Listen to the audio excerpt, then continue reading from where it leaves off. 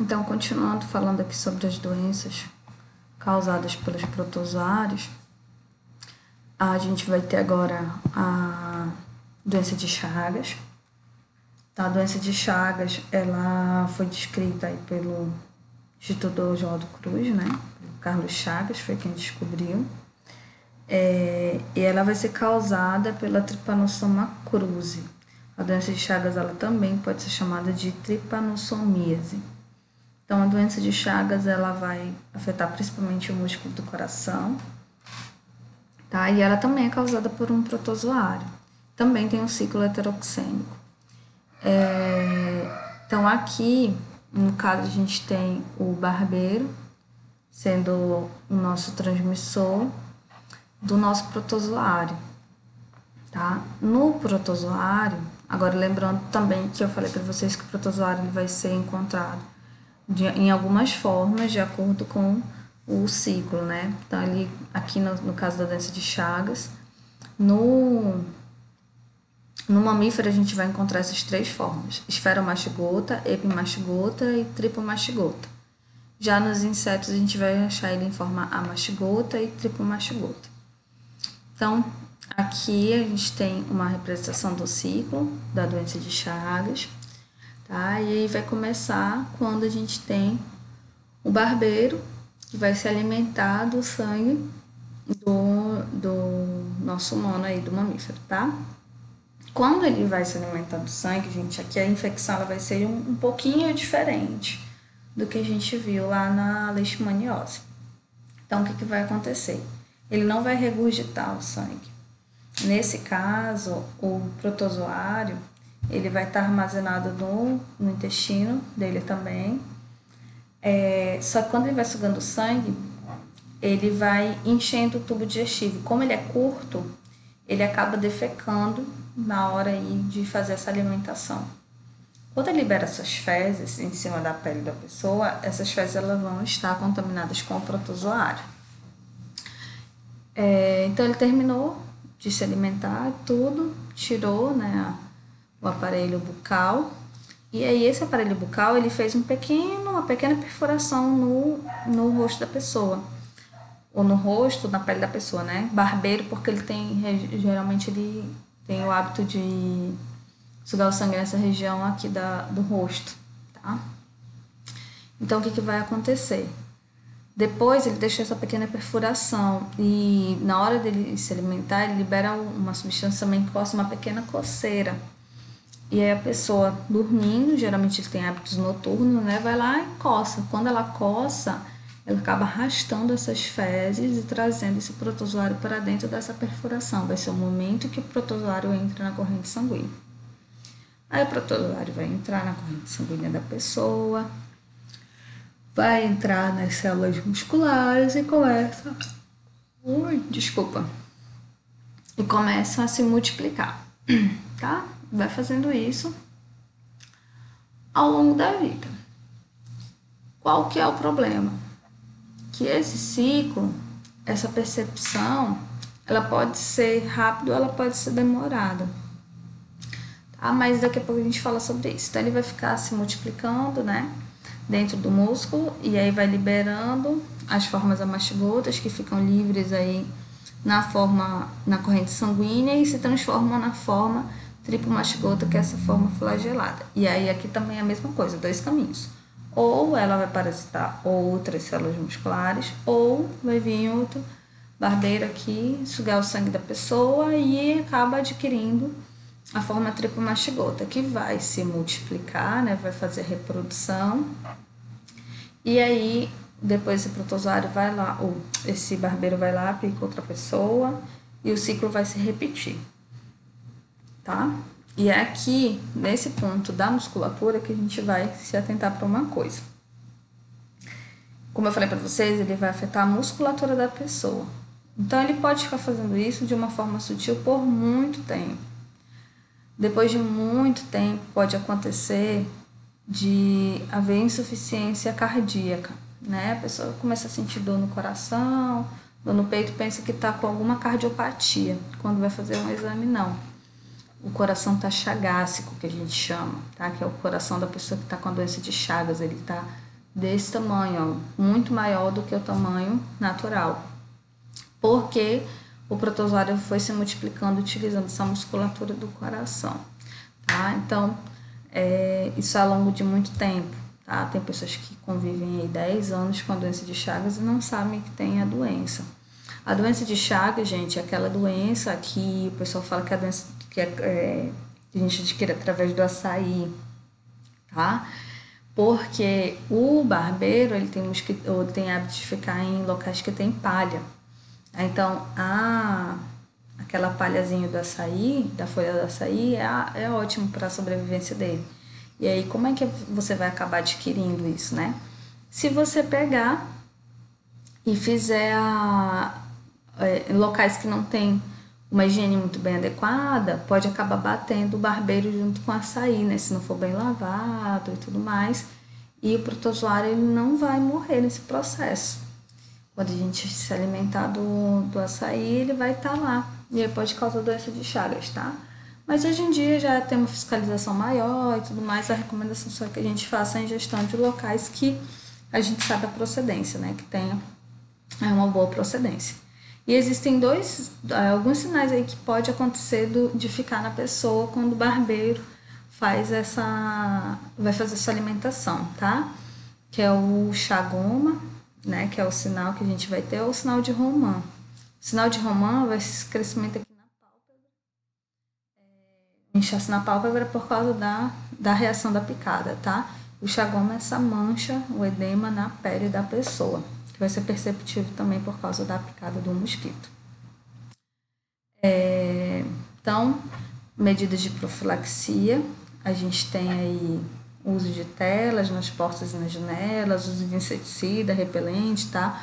Uso de mosquiteiro, evitar locais que sejam próximos de zona rural, não pode coçar o local da picada na hora que o inseto for lá e fazer a sua alimentação, tá? Só que isso é mais involuntário, não é tão controlado. E tratar os doentes, tá? São medidas. Agora a gente vai falar sobre outras duas doenças, a malária e a toxoplasmose, tá? Começando pela malária. Malária, ela é endêmica daqui da nossa região, tá? Do norte, principalmente do Pará. Nós temos casos aqui em Tucuruí, regiões próximas, Pacajá, repartimento, aqui tudo tem caso de malária, tá? Muitas pessoas morrem de malária, hoje nem tanto, mas antigamente muitas pessoas morriam com malária aqui nesses municípios, tá?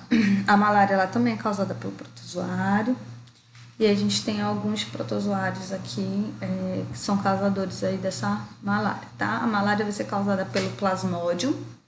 O plasmódio, os mais conhecidos aqui para malária, a gente tem o falcíparo, o vivax, o malariei e o ovário, tá? E aqui também eu trouxe um mapa para vocês de casos de malária na Amazônia entre 2014 e 2015.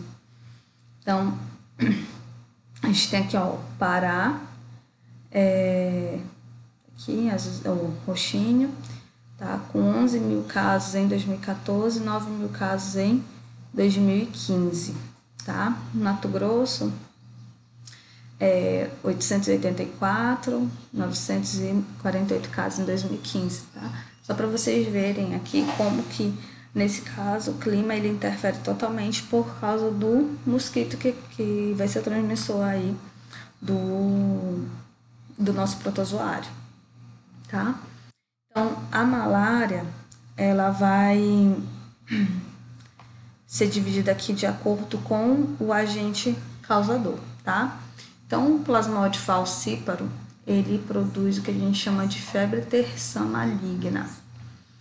O vivax, febre terçã benigna, e o malariê, febre quartã. O que é esse terçã e esse quartã?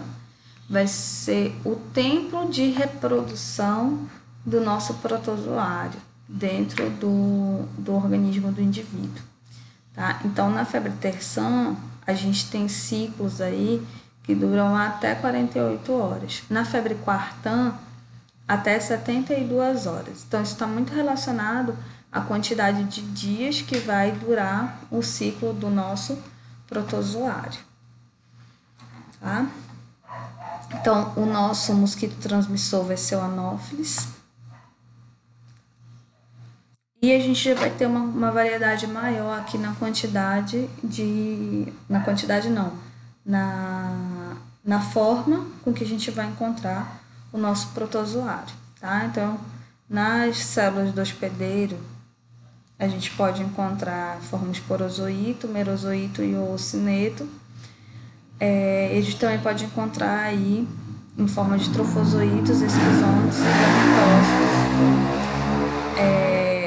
dependendo da fase do ciclo, tá? Então a gente vai aprender aqui, ó, só as formas principais e o principal em relação ao ciclo da malária. Esse ciclo vocês podem encontrar ele dessa forma mais resumida, ou vocês podem encontrar ele numa forma mais complexa. A gente vai destacar só os pontos principais aqui que são importantes para a gente na malária, que vocês precisam saber. Então, a gente vai começar aqui, número 1, quando o mosquito vai lá e vai picar um ser humano que está contaminado com o protozoário. E aí, esse protozoário está na forma de esporozoito. Então, o nosso mosquito adquiriu... Desculpa. Eu estou só fazendo o contrário aqui. O nosso inseto...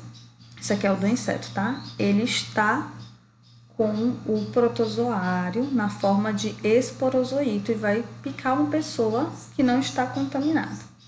Na hora que ele pica, esses esporozoitos, eles entram na corrente sanguínea e vai procurar algumas células sanguíneas da pessoa, tá? Que podem ser as hemácias e as células hepáticas, são as principais afetadas também. Então, ele procura as células hepáticas, que são as células do fígado, e vão infectar essas células fazendo a sua multiplicação. Então, ele vai se transformar de esporozoito para a forma merozoito, ó, vai se multiplicando dentro do fígado da pessoa. Quando acontece já a multiplicação desses merozoítos, a gente tem uma grande quantidade de merozoítos, eles vão fazer a ruptura, a lise da célula e vão infectar aí as hemácias.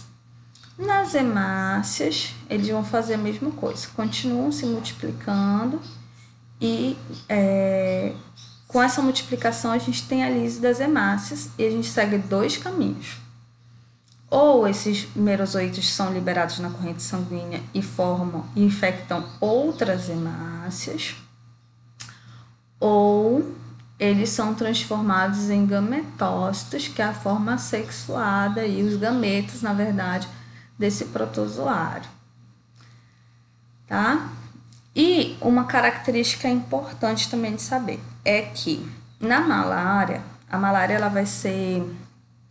tem uma característica muito forte, que são os intervalos de febre e calafrio que a pessoa sente. Então, esses intervalos, eles acontecem em horários específicos, que dá o tempo certinho, gente, desse ciclo aqui, ó, de multiplicação. Então, o tempo de invasão dos merozoítos nas hemácias e a lise, quando tem a lise da célula, vai ser o momento que a pessoa vai ter o pico de febre e calafrio, tá?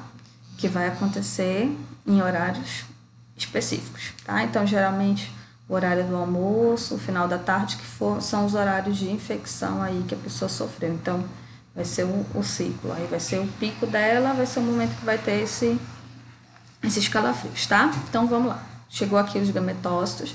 Aí vai vir o nosso inseto e vai sugar o sangue da pessoa que está com esses gametócitos. Então, agora esses gametócitos vão passar para dentro do tubo digestivo aqui do nosso inseto. Lá, eles vão ser liberados, esses gametócitos, e transformados. Vai acontecer a fecundação e formou o oocineto. O oocineto é como se fosse nossa célula ovo, tá? O nosso zigoto, primeira célula. Ela vai...